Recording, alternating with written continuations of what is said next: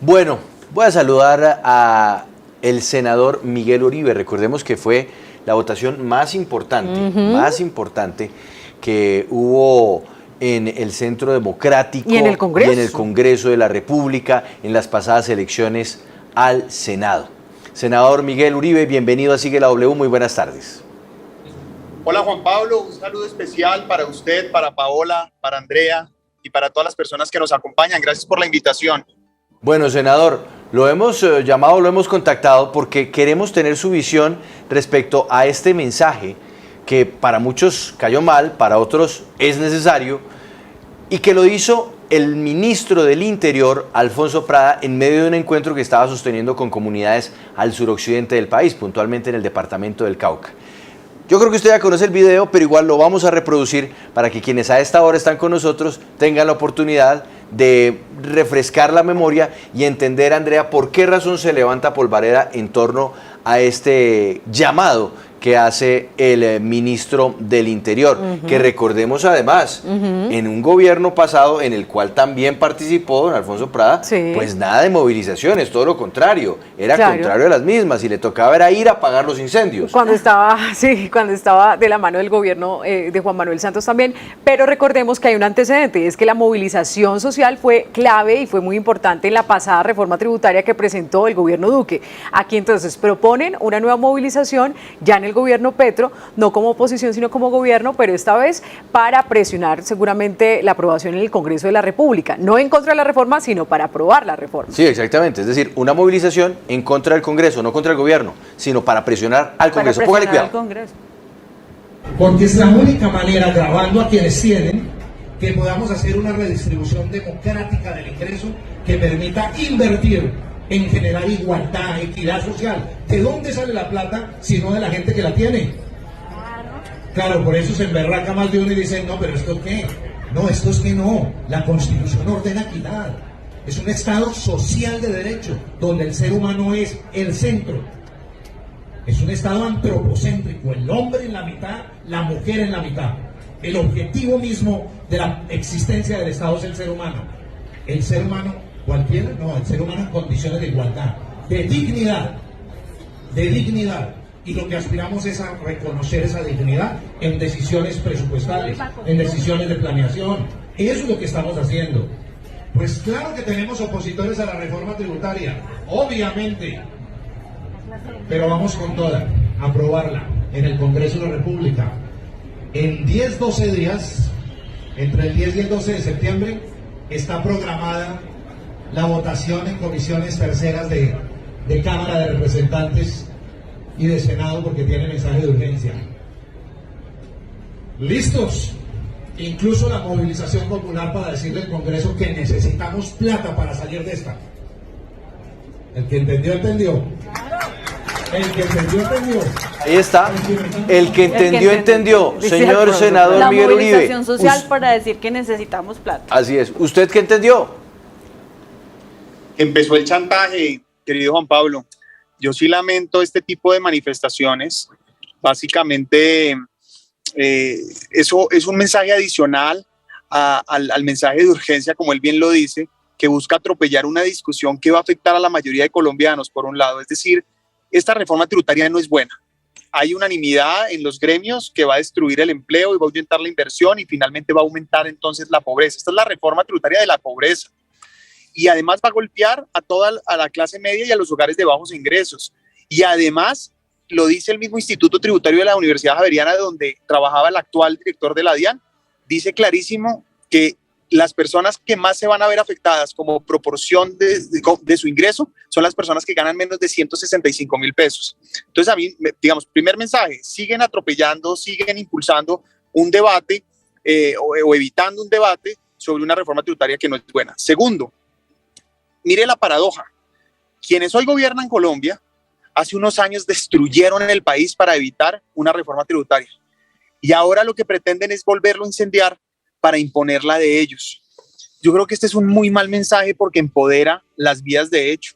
Mire, hace unos días les tocó salir a decir que estaban en contra, que por favor les pedían a las personas que estaban invadiendo tierras que no lo hicieran, que ya no más, porque vieron una aceleración de invasión de tierras durante los últimos días, precisamente por esos mensajes cruzados de este gobierno. Y ahora sale entonces el ministro a decir, no, es que aquí vamos a presionar como se pueda. Imagínese usted el mensaje que está dando el ministro del Interior de este gobierno. Entonces yo creo que es muy desafortunado ese mensaje, creo que vuelvo a repito, un chantaje, y además pues es incoherente porque al final están impulsando una reforma tributaria que no solo no beneficia al país, sino que además va a tener una consecuencia concreta en el aumento de la pobreza.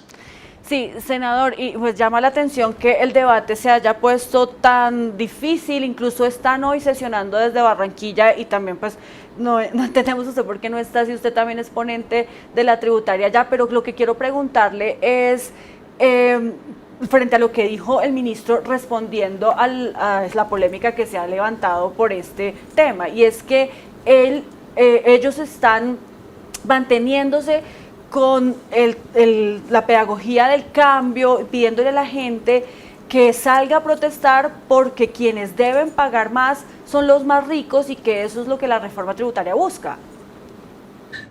Paola, primero no estoy en Barranquilla efectivamente porque tengo un compromiso médico con mi bebé y esa es la razón por la que no voy, aunque no me lo preguntes o me lo preguntas te lo cuento.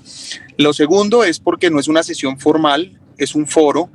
Entonces tenía la posibilidad y pues evidentemente ante este compromiso familiar tomé la decisión de quedarme con mi esposa y con mi bebé. Lo segundo es que yo propuse la primera audiencia pública que hubo, la hicimos nosotros en el partido el lunes, estuve de primero hasta el final en la del miércoles, estoy listo para ir a Cúcuta la próxima semana, tengo hoy pues allá una persona que no solamente nos está transmitiendo, sino pues veremos todo el resultado de las personas que allí participan, pero además he sido promotor de que este debate no se atropelle, que sea amplio, que podamos viajar por todo el país, que podamos escuchar a todos los sectores productivos, grandes, chiquitos, medianos, que podamos escuchar a las personas naturales, es decir, a los ciudadanos de a pie, que aquí los van a golpear y pues ellos no tienen gremios, ellos no tienen representantes, hay que escucharlos, entender lo que está pasando, los pensionados, se está imponiendo un impuesto a la vejez, entre otras cosas. Ahora, frente a lo que tú dices, yo creo que este es un supuesto falso del gobierno, en el sentido en que insiste que hoy en Colombia no hay progresividad. Claro, ahora hay retos de mayor recaudo fiscal, ojo la diferencia de lo que estoy diciendo. Recaudo tributario, sin duda hay retos a tener, digamos, mayor recaudo, eso ya lo hemos oído, que tenemos solo el 17% del PIB en recaudo de impuestos, que el promedio en Latinoamérica es el 22%, que en la OCDE es el 35%, etcétera. Pero la pregunta es, ¿dónde está esa plata? Y no es cierto que el camino sea cobrándole más a los mismos que pagan siempre, porque primero si hay progresividad, lo hemos visto, ya lo han explicado varias veces, lo que muestra hoy el ministro Ocampo es información parcial, porque dice, ojo, en renta los más ricos pagan menos, sí, pero si tú le sumas dividendos y sociedad, que es finalmente la compensación, la progresividad es total. Y esto tiene sentido, porque lo que se busca es que no haya doble tributación. Les voy a dar un ejemplo. Canadá tiene hoy la tabla combinada más alta de socio-sociedad, es decir, si uno suma todo lo que tendría que pagar una persona que es dueño de una empresa más lo que paga personalmente, es la más alta hoy. Colombia es la octava. Pero si tú te vas al impuesto de renta, por ejemplo, para empresas en Canadá es uno de los más bajitos. Entonces lo que buscan esas combinaciones es que si yo te cobro mucho por un lado, no te cobro mucho, te cobro menos por el otro, para evitar esa doble tributación. ¿Por qué es importante eso? Para generar competitividad, para atraer inversión. En este caso, con ese supuesto equivocado del gobierno, lo que van a llevar es a que Colombia pase a tener la tarifa combinada más alta de la OCDE. Es decir, vamos a convertirnos inmediatamente el país menos competitivo de la OCDE, el menos de Latinoamérica y Centroamérica. ¿Y eso a qué lleva? Lleva entonces a que las empresas que querían invertir en Colombia busquen otro lado, otro país. Lleva a que quienes invierten en el país desinviertan y se vayan para otro lado. Por ejemplo, Fedesarrollo dice que esta reforma va a subir el costo de la inversión, es decir, va a ser costoso invertir. Entonces, ¿qué va a pasar? Que las empresas se van a ir, van a mantener el mercado en Colombia, van a seguir produciendo en Colombia, pero van a pagar impuestos y van a generar empleos en otros países. Lo segundo es que dice el gobierno, o pareciera que comete un error, perdón, termino rápido con esto, sí. Dice que casi que la única manera de combatir la desigualdad es cobrándole más a los que más tienen, dice ahí Alfonso Prada. Básicamente es quitémosle a los que tienen plata, quitémoselas. pero nunca nos preguntamos, oiga, ¿y no será que la desigualdad se combate más bien viendo cómo se gastan, gastando mejor, focalizando? Ustedes ahora hablaban del presupuesto, vi a Paola la explicación del presupuesto. Ahí hay muchas dudas de por qué no están haciendo esfuerzos, por ejemplo, en la evasión, en el contrabando, por qué no están haciendo esfuerzos en reducir la burocracia del Estado y en austeridad, por ejemplo. Pero, senador, devolviéndonos a lo primero que dice Alfonso Prada en esta conversación que está sosteniendo con una comunidad, de todas formas, si hay algo de verdad en que el Estado Social de Derecho lo que busca es precisamente, pues, si no el equilibrio, por lo menos que haya una mejor repartición de los recursos que hay a nivel global en la nación, en el Estado, para que algunas comunidades que no tienen nada, pues puedan recibir por lo menos calidad de vida. ¿Y no cree usted que en eso sí han fallado los anteriores gobiernos? Pues mire, hace un instante estábamos hablando de la situación del Chocó, y en el Chocó llevan años pidiendo un servicio de energía que sea decente, que no se les corte cada 6 horas, cada 12 horas. ¿En eso no han fallado los anteriores gobiernos? ¿Y será que Alfonso Prada le dijo a esa comunidad que él fue parte del gobierno que él gobernó 8 años en un gobierno que no hizo nada? Entonces, ¿será que también contó eso? Y contó que del 2010 al 2018 él fue muy influyente en un gobierno, fue director del SENA, fue secretario de la presidencia. ¿Y qué fue lo que pasó entonces? Si le estamos atribuyendo eso a todos los gobiernos, pues comencemos con un gobierno que duró 8 años, que tampoco lo solucionó. ¿Será que les habrá dicho eso? No, yo no estoy seguro. Entonces, que asuma, si aquí vamos a asumir culpa todos, pues asumamos, entre otros que asuman los que gobernaron. Yo no he gobernado, yo no he estado en el gobierno nacional, yo no he sido funcionario nunca de un gobierno nacional. Entonces, a mí, digamos, esa culpa no es mía. Pero lo que yo también quiero hacer es que si vamos a dar este debate responsablemente, seamos justos. Lo primero que hay que decir, y esto es muy importante, es que hoy Colombia es un mejor país que hace 20 años. Y hay que atribuirle a los últimos, sin color político. Yo sí creo que hemos en general mejorado. Tuvimos hace 2 años la pandemia, no nos hemos terminado de recuperar, y la pandemia sí profundizó la desigualdad, sí profundizó la pobreza, sí profundizó el hambre, eso no lo niega nadie. Y se hicieron esfuerzos grandes, puede que no sean suficientes. Ahora, hablando de inversión social, Paola, en el 2018 pasamos de 2 billones de pesos en inversión social a 11.3 billones en el 2022. Entonces se han hecho esfuerzos grandes. Ha habido, eso es redistribución. Ahí está la redistribución. Pero entonces lo primero que yo diría es la narrativa, hay que ser, ojalá se ajuste a la realidad. Lo segundo es que si quieren hacer politiquería y oportunismo, pues que entonces que lo vayan asumiendo quienes gobernaron, que a propósito sobra decir que este gobierno parece más Santos 3 o Petro 2. Santos 3 o Samper 2. Entonces aquí hay mucha gente que ya gobernó, entonces si le vamos a echar la culpa, que la asuman ellos también. O sea, si ellos van a llegar a echarle culpa a los pasados, que la asuman también. Tercero, usted tiene razón. Yo coincido con usted en que el camino es cómo redistribuir mejor, pero redistribuir mejor no es quitarle a los que tienen, es decir, que paguen impuestos los que tienen, eso yo nunca lo voy a negar, y que paguen lo que corresponde y que se combata la evasión, la elusión, el contrabando, etcétera. Pero lo que es equivocado es pensar solo, quítenle la plata a los que la tienen, porque eso al final en algún punto se agota y la gente que la tiene pues se va y la produce en otro lado. Aquí el tema es cómo están gastando.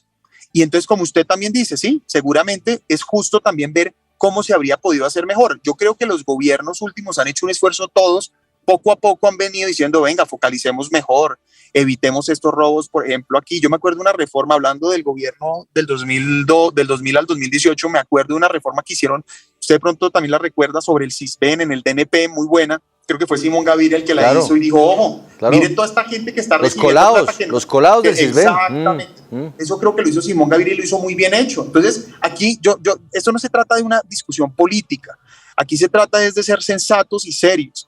Entonces, lo que yo creo es que también, ¿por qué estamos dando por sentado que el gobierno no tiene responsabilidad en eso? Por ejemplo, ¿por qué no nos están hablando de evasión concretamente? ¿Cuánto van a recoger de la evasión? ¿Por qué no nos están hablando del contrabando? ¿Por qué no nos están hablando de la austeridad? Es que aquí damos por sentado que hay que gastar más de 200 billones en funcionamiento. ¿Y por qué? ¿Por qué no nos están diciendo cuántas entidades van a recortar, cuántas van a fusionar, cuántos gastos de transporte, alimentación? Yo no sé, los que correspondan, pero no hay ninguno. Entonces yo le diría, oiga, qué bueno es que el gobierno pues haga esfuerzo por doble vía. ¿Por qué? Porque, ojo a lo que voy a decir, la mejor reforma tributaria es el crecimiento económico. El crecimiento económico genera mayor recaudo, ya lo decían ustedes también. 20 billones adicionales para el gobierno nacional gracias al mayor recaudo. 16 billones de pesos adicionales probablemente en utilidades de Ecopetrol gracias al crecimiento económico. Entonces, sí, yo creo que deberían estarse enfocándose en el crecimiento económico, en la evasión, en el contrabando, en la austeridad, y probablemente no estarían promoviendo esta nefasta reforma tributaria y mucho menos con chantaje. Senador, muchísimas gracias. Queríamos escuchar una voz de la oposición al respecto de este mensaje. Ya más temprano en la W oímos otras voces también del partido de gobierno. Que le vaya muy bien en esta situación de salud de su bebé. Una buena tarde. Gracias, que esté muy bien. Hasta luego. Muchas gracias.